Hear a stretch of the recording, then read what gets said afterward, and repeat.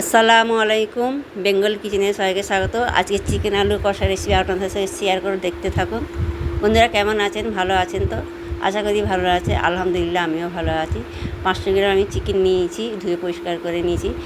এবার গ্যাসে কড়া বসিয়ে পরিমাণ মতন তেল দিলাম, দিয়ে আলুগুলো ভেজে নিতে হবে।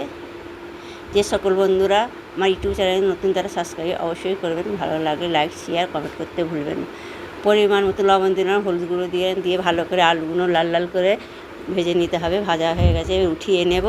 এক এক করে সমস্ত আলু উঠিয়ে নিলাম। চিকেনের রেসিপি অনেক ছেড়েছি, আজকে এরকম ছাড়ছি, এক ধরনের আপনারা দেখতে থাকুন। প্রথমে লং, দারচিনি, এলাচ, তেজপাতা ফোড়ন দিয়ে দিলাম, দিয়ে একটু ভালো করে নাড়াচাড়া করে নিলাম। এর মধ্যে পেঁয়াজ কুচি দিয়ে দিলাম। পেঁয়াজ কুচি দিয়ে ভালো করে একটু ভাজা ভাজা করে নিতে হবে।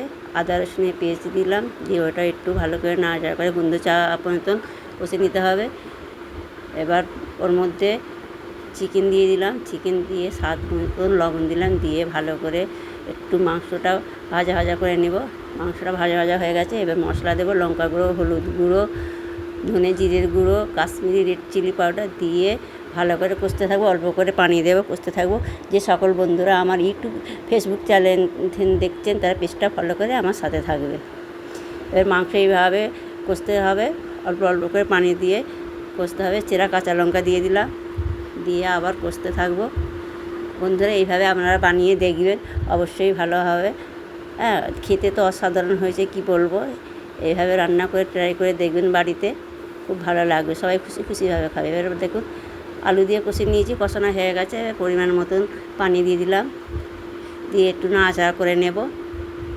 নাড়াচাড়া করে নিলাম, এবার চাপা দিয়ে দেবো।